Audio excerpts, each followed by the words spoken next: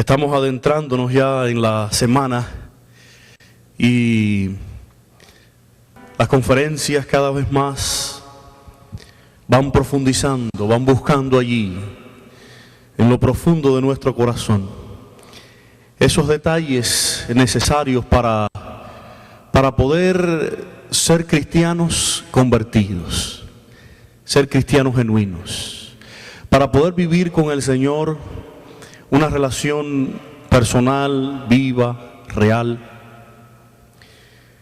¿Cómo poder desarrollar esa relación con Jesús cada día más? ¿Cómo poder parecernos a Él cada día más? ¿Cómo poder hablar sus palabras, obrar sus acciones, cuando realmente lo que hay debajo es un limonero, un árbol ácido, la realidad de nuestra existencia? Yo venía meditando en el mensaje de esta noche. Yo quiero decirles, hermanos, que el mensaje de esta noche es el turning point, es el punto principal, el giro de 90 grados que nos va a llevar a terminar esta semana el próximo sábado. Porque esta noche vamos a buscar todavía más profundo. El cirujano va a penetrar el bisturí todavía más adentro, buscando realmente lo que hay en nuestro corazón. ¿Dónde están las raíces de nuestra identidad, de lo que somos? Porque fíjense, hermanos, hay una diferencia muy grande entre lo que somos y lo que queremos ser. Cuando estudiamos nuestro corazón nos damos cuenta que no somos lo que quisiéramos ser, y mucho menos, hermanos, lo que Dios quiere que nosotros seamos.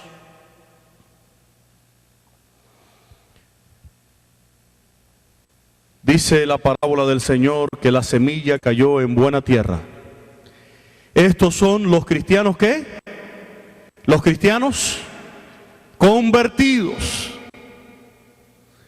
los que realmente se han encontrado con el Señor y han hecho un compromiso con Él y han venido a las bodas con Jesús.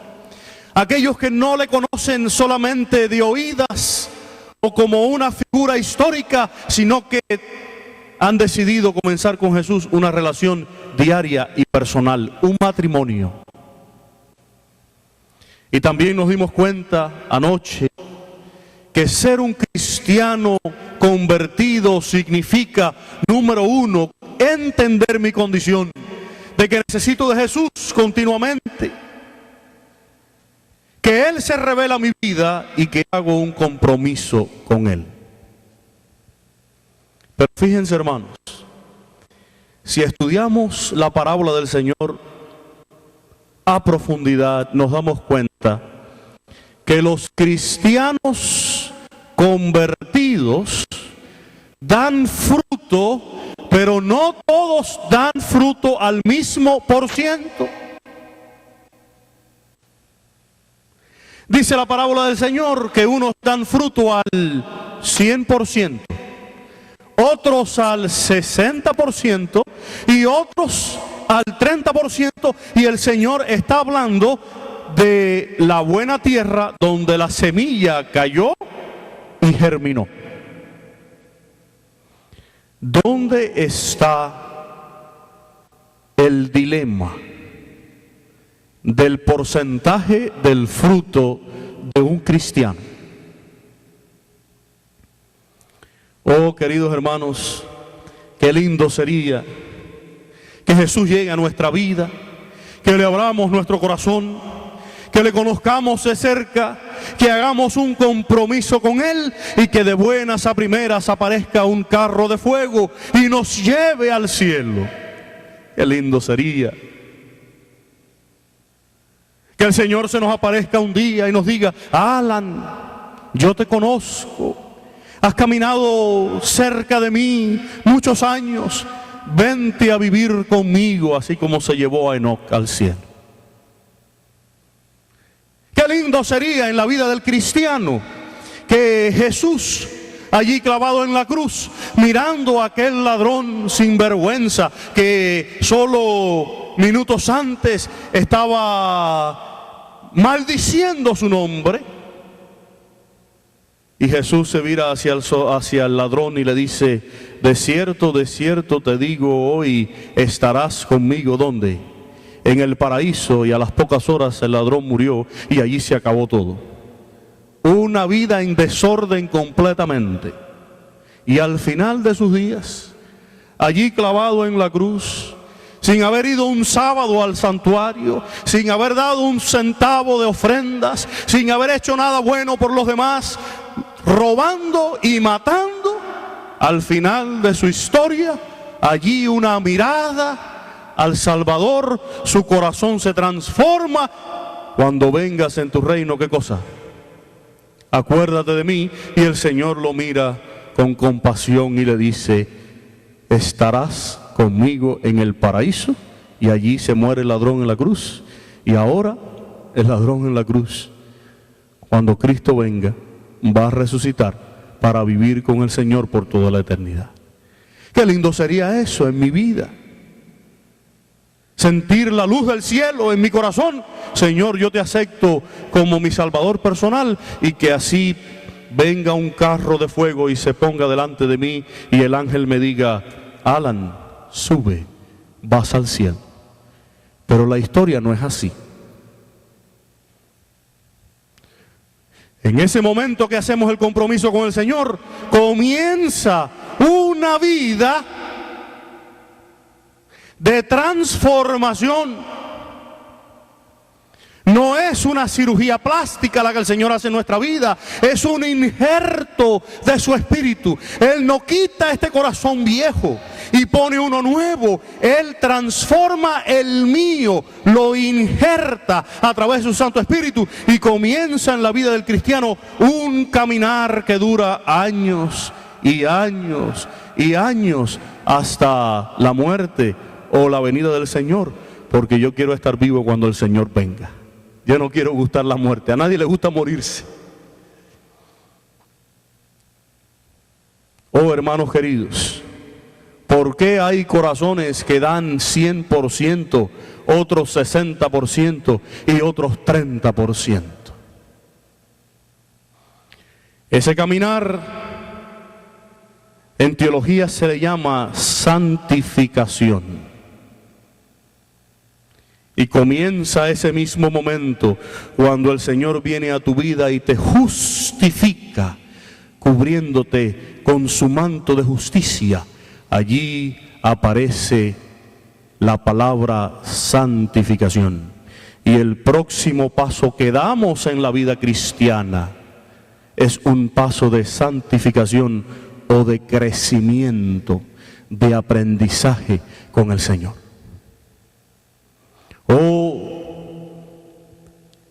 ¿Cómo poder entender que el apóstol Pedro, después de 3 años y medio comiendo con el Señor, caminando con el Señor por todos aquellos caminos, viviendo con Él, presenció todos los milagros? Allí a la hora del juicio, cuando le dijeron: tú eres de los que andan con Él, 3 veces, ¿qué cosa? Lo negó.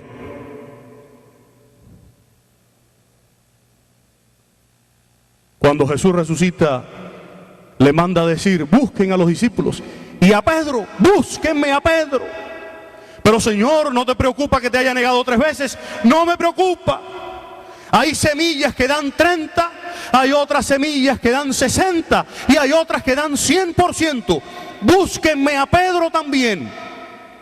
Así que Pedro viene a la presencia del Señor, y allí en esa última conversación con Pedro, aparentemente Pedro ya convertido al Señor completamente, escuchen lo que pasa. Jesús le dice: Pedro, ¿me amas? Y en el griego Jesús usa la palabra amor divino, ágape. Pedro, ¿me amas con el amor divino, con ágape? Y Pedro baja la cabeza y le dice: Señor, yo te fileo, yo te amo con un amor de amigos. Y Jesús nuevamente lo mira y le dice: Pedro, ¿me amas con un amor del cielo? Con un amor que no entiende la traición, con un amor que nunca se va a alejar de mí. Y Pedro nuevamente baja los ojos a tierra y le responde: Jesús, yo te fileo, yo te amo con un amor inferior de amigos. Jesús, entendiendo que el corazón de Pedro no iba a dar el 100%, entonces le cambia la pregunta y le dice: bueno, Pedro, ¿me amas con un amor de amigo? Y entonces Pedro contesta: sí, Señor, tú lo sabes todo. Tú sabes que te amo con un amor de amigos. Para Jesús fue suficiente. Apacienta, ¿qué cosa? Mis ovejas. Y aparentemente Pedro y Jesús ya se habían reconciliado cuando comienzan a caminar por la orilla de la playa. Y en ese momento Pedro, lleno de celos por el discípulo amado que venía caminando detrás de ellos, se vira a Jesús y le dice: Maestro, ¿y este que viene atrás qué? Aparentemente Pedro había entendido la lección, aparentemente la semilla había germinado en su corazón. Te amo. 3 veces se lo dijo y le dijo: tú lo sabes todo, tú sabes que te amo, pero solamente algunas pisadas más. Y se llena de celos por Juan, el otro discípulo que venía detrás, y le dice al Señor: ¿y este qué? Y Jesús, con esa paciencia de Dios amante, le dice: si yo quiero que él quede, ¿a ti qué? Pedro se da cuenta que no debió haber abierto esa puerta. Pero la historia de Pedro no termina aquí. Si usted va a la carta de Pablo a los Gálatas, usted se encuentra al personaje de Pedro allí en Galacia, formando problemas con los judíos que Santiago de Jerusalén había mandado allí a Galacia. Y entonces Pablo dice que tuvo que requerirlo y hablarle fuertemente delante de los hermanos. Y algunos comentaristas dicen que hasta se fueron a las manos. Porque dice Pablo allí en la carta a los Gálatas que en su simulación, en su hipocresía, se había llevado con él también a Bernabé, que era el compañero de Pablo. Así que ahora Pablo se siente traicionado no solo por Pedro, también se siente traicionado por su compañero de viaje, Bernabé. Oh, queridos hermanos, la vida cristiana es un camino montaña arriba. La vida cristiana no es un carrusel ni un camino de flores. Eso es lo que venden por allí los canales religiosos de televisión. Que cuando entregamos nuestro corazón al Señor, salen flores en todas las esquinas y te suben el sueldo en el trabajo.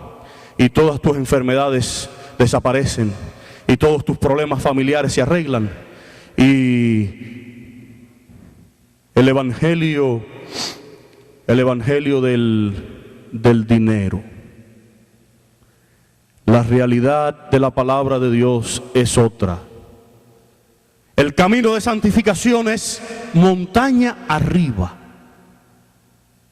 Y muchas veces llegamos a la cima con todas nuestras rodillas sangrando de las veces que nos hemos caído en el camino. Porque hay días que nos levantamos llenos de dudas y llenos de preguntas. Y en nuestro corazón la esperanza se va y la fe se debilita. Y ustedes pensarán, bueno, Pedro finalmente entendió la lección. No, Pedro no entendió la lección todavía. Le faltaba mucho por caminar. Y allá, estando en Roma, cuando Nerón manda a crucificar a todos los cristianos, dice la historia, dice la tradición, que el primero que salió huyendo de Roma para que no lo mataran fue Pedro. Y dice también la historia que en el camino por donde huía de Roma se encuentra con su amado Jesús, que venía hacia Roma. Y allí Pedro, frente a frente a Jesús, nuevamente se da cuenta. Cuando Jesús le dice, Pedro, ¿a dónde vas?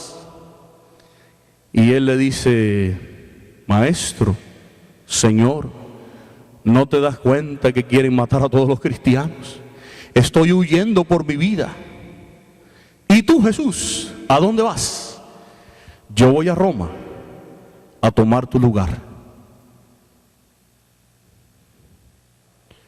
Dice la historia que Pedro bajó avergonzado la cabeza, su rostro, y dijo, ¿cómo es posible que nuevamente el Señor tome mi lugar? No, Señor, yo regreso para cumplir la profecía aquella que tú me diste, que iba a terminar muriendo como tú moriste. Y dice la historia que Pedro regresó a Jerusalén y pidió ser crucificado, ¿cómo? Con la cabeza hacia abajo, porque no era digno de morir como su maestro.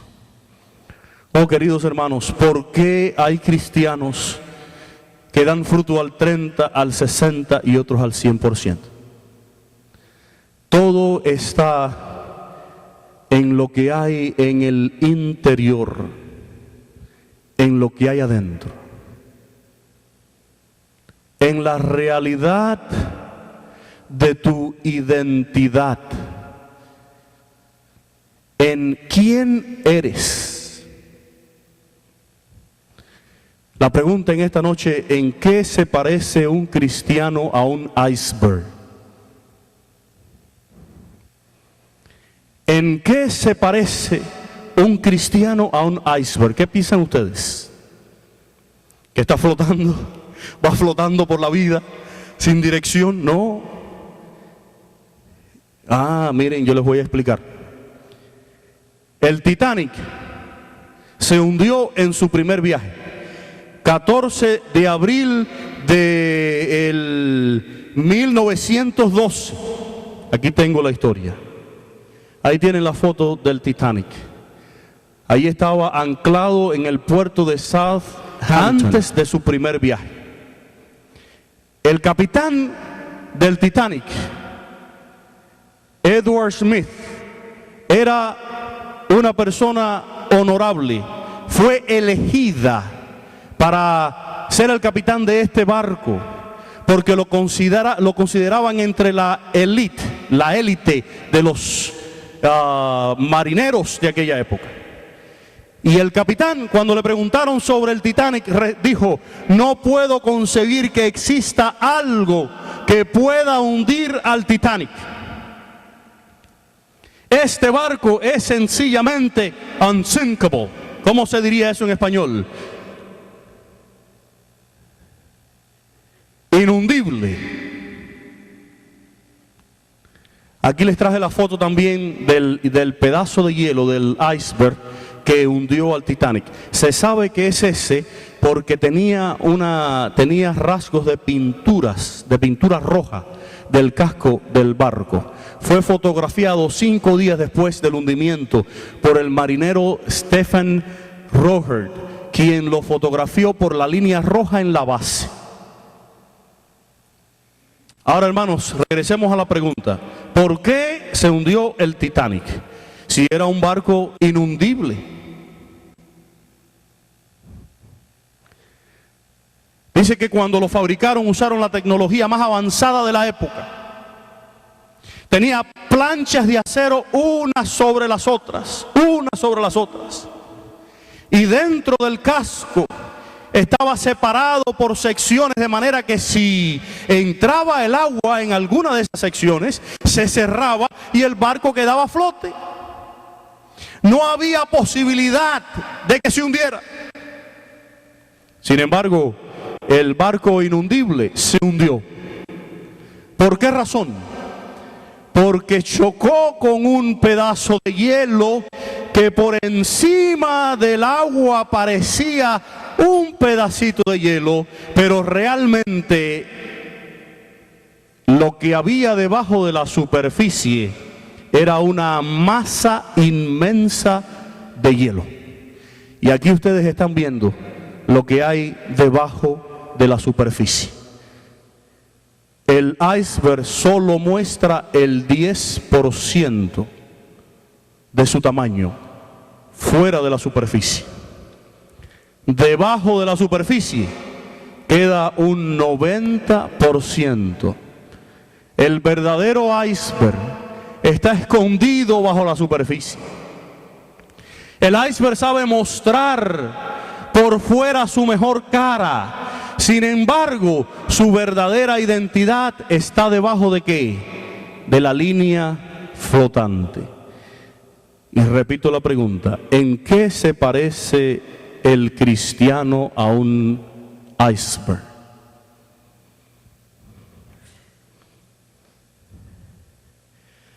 ¿Será que solamente mostramos una cara linda cuando la procesión va por dentro? ¿Será que solamente mostramos esa imagen que queremos traer a la iglesia los sábados?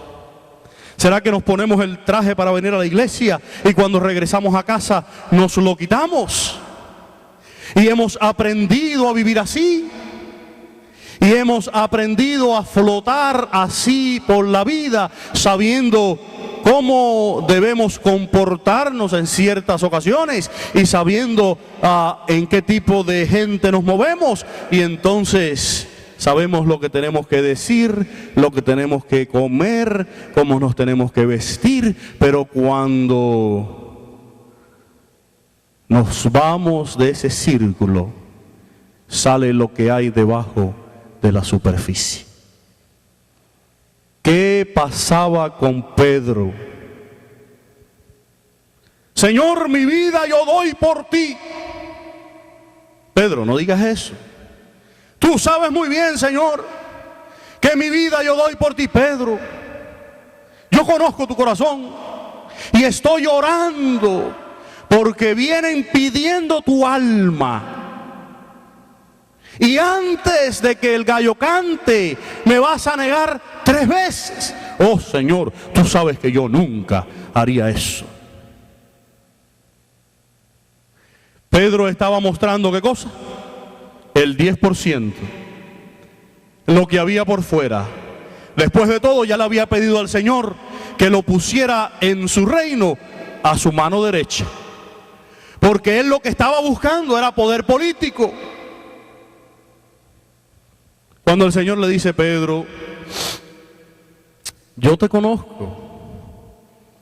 Yo conozco ese 90% que no se ve. Estoy orando por ti para que tu fe no falte. Miren, hermanos, me pregunto si no ocurre con nosotros lo mismo.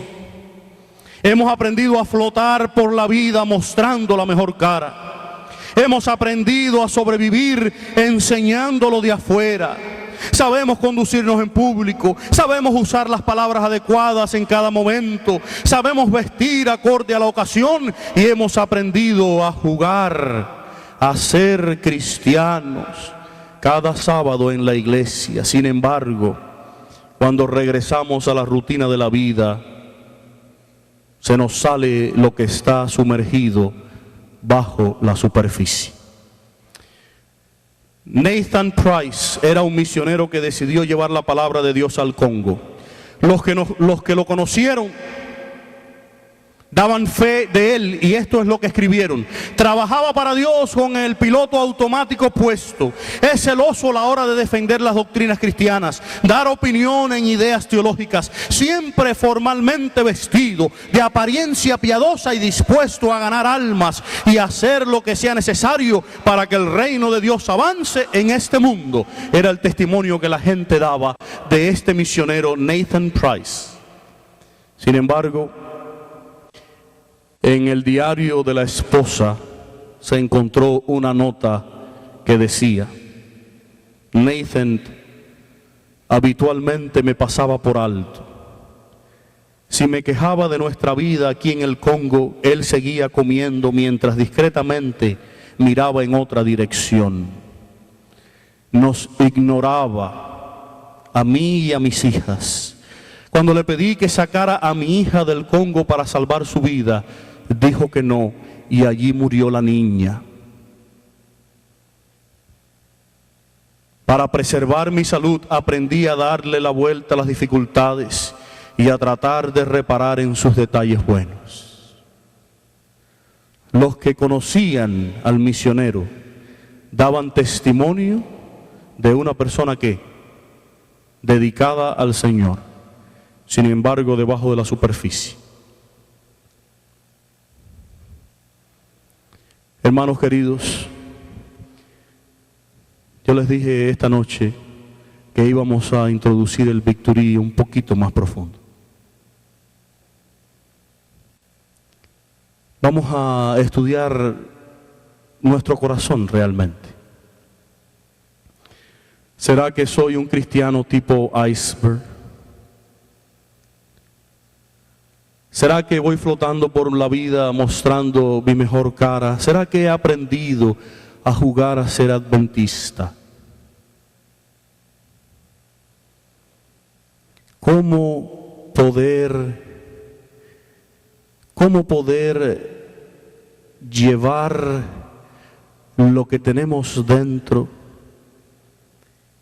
y mostrarlo hacia el mundo como si fuese el carácter de Jesús? ¿Cómo poder compaginar lo de afuera y lo de adentro?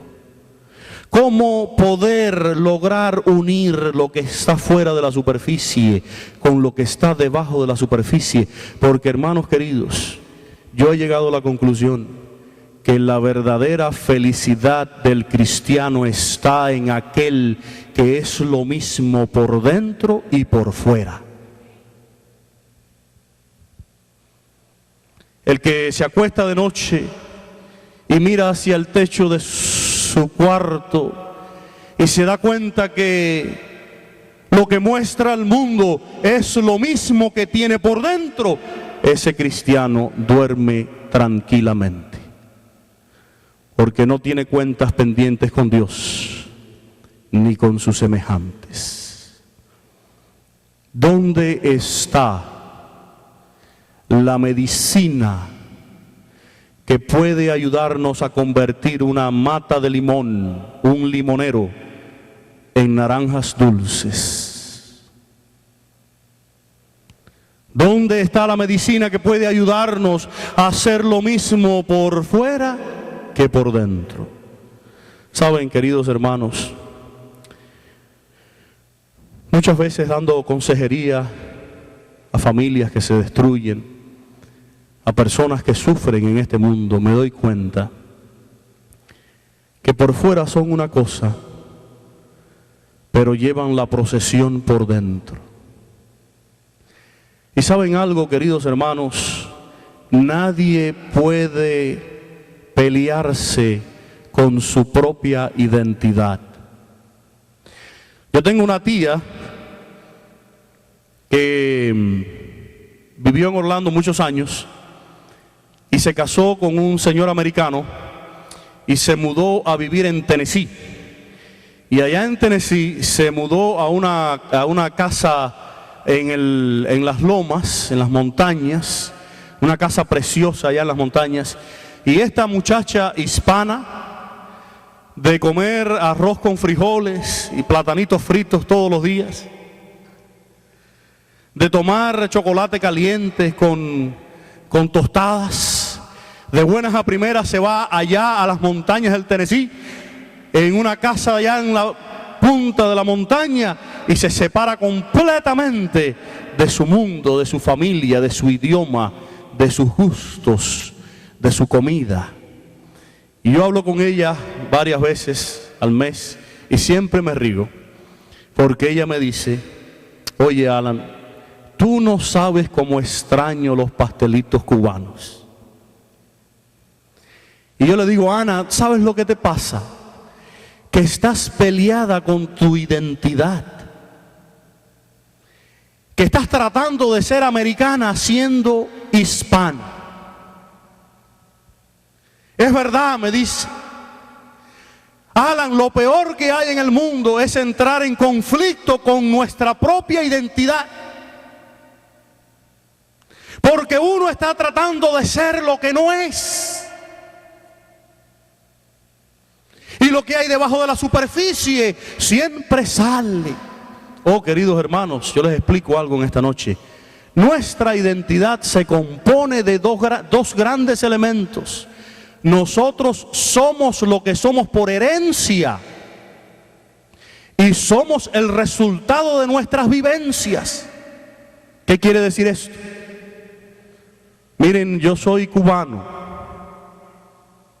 Mis gustos son cubanos.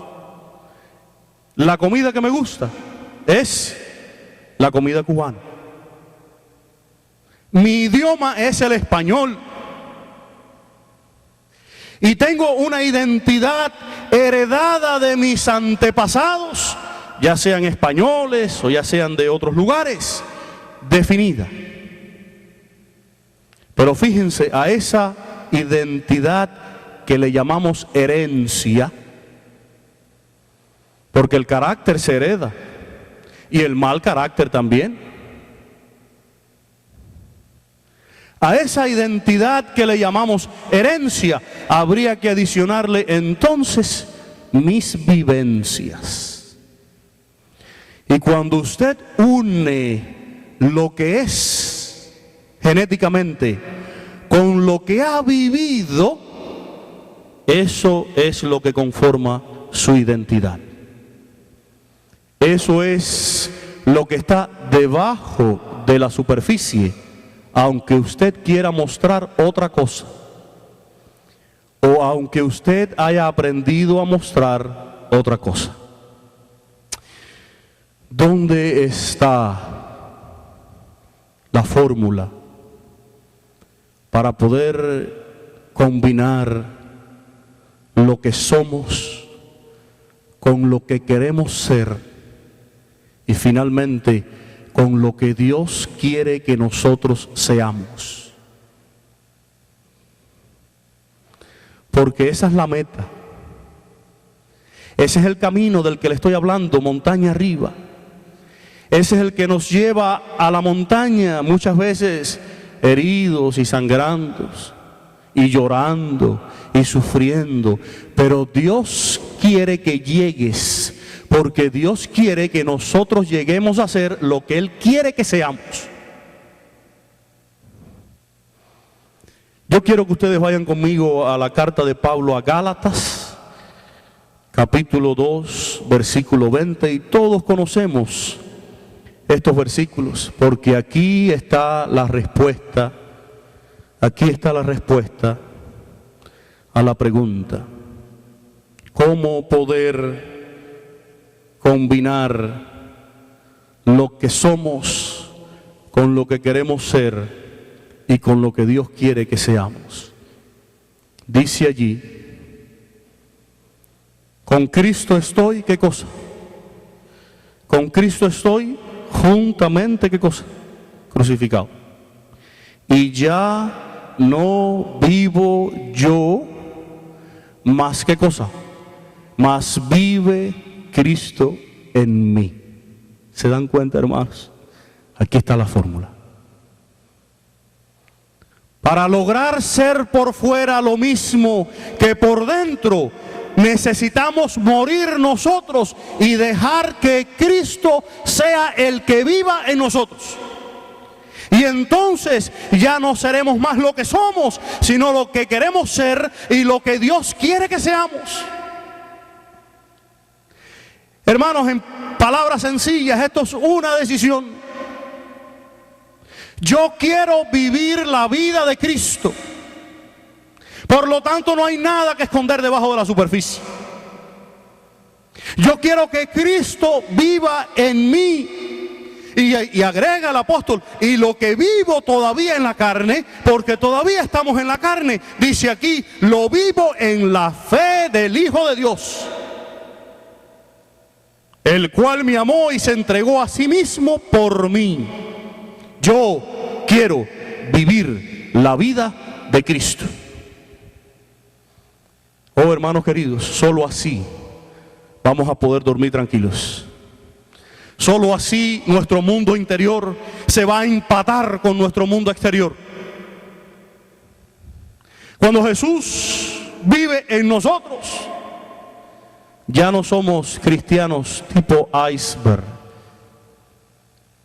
Todo lo que sale es lo que tenemos dentro. Por eso Dios le dijo a Samuel, mira Samuel, buscando rey para Israel, no mires que sea alto y de buen parecer. No lo mires por fuera. Porque yo conozco lo que tiene ¿dónde? En su corazón. Porque el hombre mira lo que hay por fuera, mas yo Jehová miro ¿qué cosa? El corazón. Me pregunto en esta noche, cuando Dios me mira a mí, cuando Dios me mira, ¿qué ve? ¿Qué ve? ¿Un limonero ácido? ¿Un iceberg que esconde todo debajo de la superficie? ¿O un cristiano genuino que ha muerto crucificado con Jesús y que ahora Jesús ha resucitado en su vida y Cristo vive en él? ¿Qué ve Dios en mí?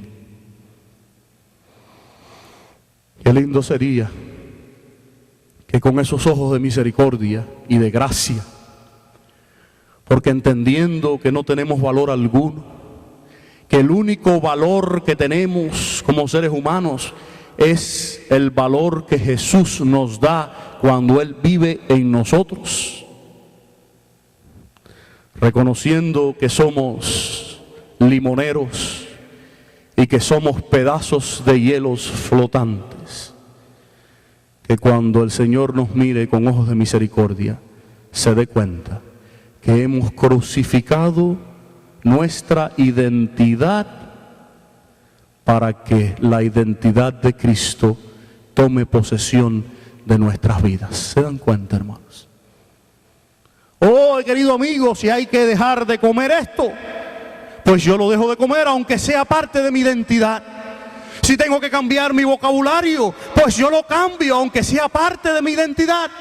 Si tengo que cambiar mi manera de vestir y mi manera de andar, pues yo la cambio, aunque sea parte de mi identidad, porque yo he decidido morir a mi identidad, para que ahora sea la identidad de Cristo la que mora en mi vida.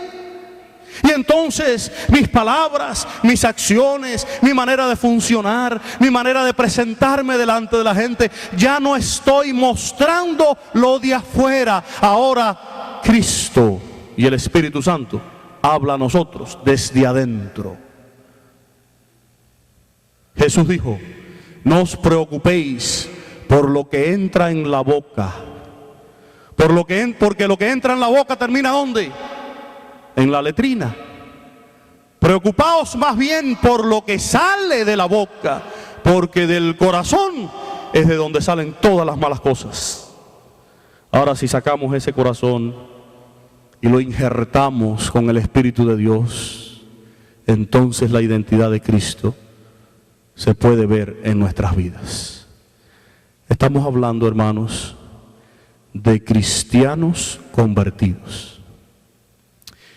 Yo termino en esta noche con la historia del misionero. Les hice la historia de un misionero que no estaba muy linda, pero les voy a terminar con la historia de un misionero muy linda. El misionero Adoniram Hudson, aquí está. Su esposa le dijo que en el periódico había salido un artículo comparándolo con el apóstol Pablo. Y ella le contestó a su esposa. Y él le contestó a su esposa: imagínense ustedes que me comparen a mí con el apóstol Pablo, sería maravilloso. Pero él no quería ser como el apóstol Pablo. Miren la respuesta que dio el misionero Hudson: yo no quiero parecerme a Pablo o a ningún otro hombre. Yo quiero ser como Jesús, seguirle solamente a Él, vivir su vida, copiar sus enseñanzas, tomar en su espíritu y pisar sobre sus huellas. Oh, quiero ser más como Jesús. Qué lindo, hermanos. ¿Cuántos en esta noche quieren ser más como Jesús? Yo quiero que Él arranque de mi vida esa identidad que está bajo la superficie, y que ponga allí, que haga un injerto de su Santo Espíritu, que cuando el mundo me mire pueda ver a Jesús en mi vida. ¿Se dan cuenta, hermanos? Que cuando miren mi rostro vean reflejado el rostro de Jesús. Que cuando vean a mi familia puedan ver que el amor de Dios está allí, que es real. Que los esposos se puedan amar y respetar, que los hijos puedan crecer en el temor de Dios, que donde quiera que esté, en mi ministerio, en el hogar, en el barrio, en cualquier otro lugar de vacaciones, donde quiera que esté, yo quiero que el mundo pueda ver a Jesús en mi vida. Ser más como Jesús es lo que yo quiero ser. Terminemos cantando el himno que cantamos todas las noches. Y vayamos a nuestros hogares pensando: cuando miro debajo de la superficie, ¿qué veo? ¿Será que hay algo que necesito sacar? ¿Será que hay algo que necesito cambiar?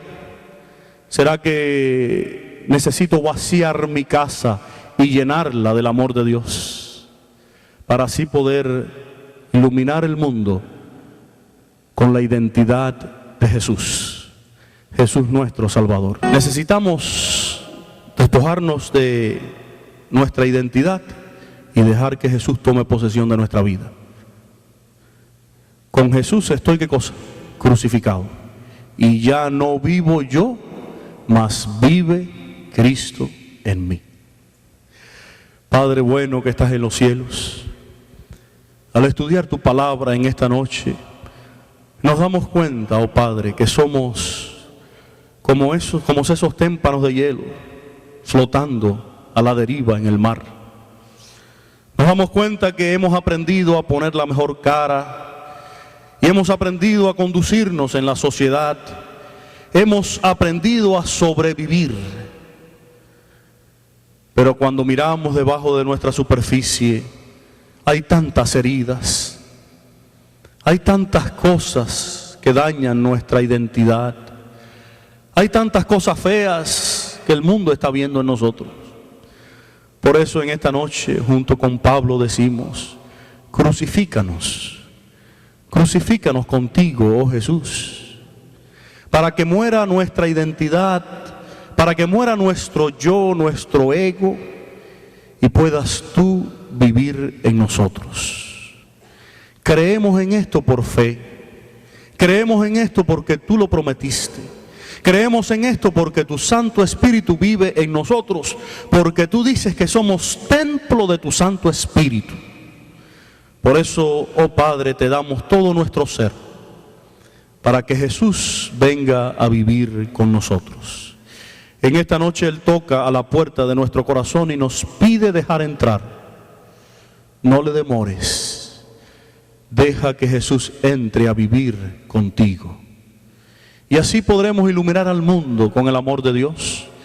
Y así podremos mostrarle a todos los que nos rodean que Jesús vive en nosotros. Gracias, Padre, por tu palabra. Gracias por tu bendición. Llévanos a descansar ahora a nuestros hogares para mañana seguir trabajando, pero siempre, Señor, con tu bendición y tu compañía. En el nombre de Jesús oramos. Amén.